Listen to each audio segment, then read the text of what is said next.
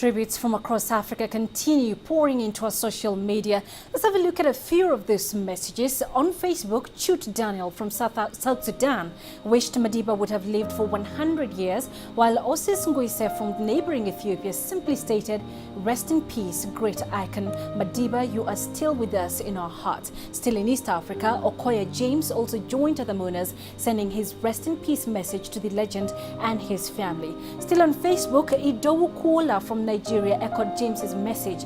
Now shifting to Google Plus, Mohammed Bishar from Somalia acknowledged Mandela as a legend, while Joe Bolime insists Mandela's legacy will live on for many generations to come. And Christopher from Kenya added that Mandela was the African king. Moving on to Twitter, Brian Luwaga from Uganda says leaders should follow Mandela's example by desisting from being corrupted by power.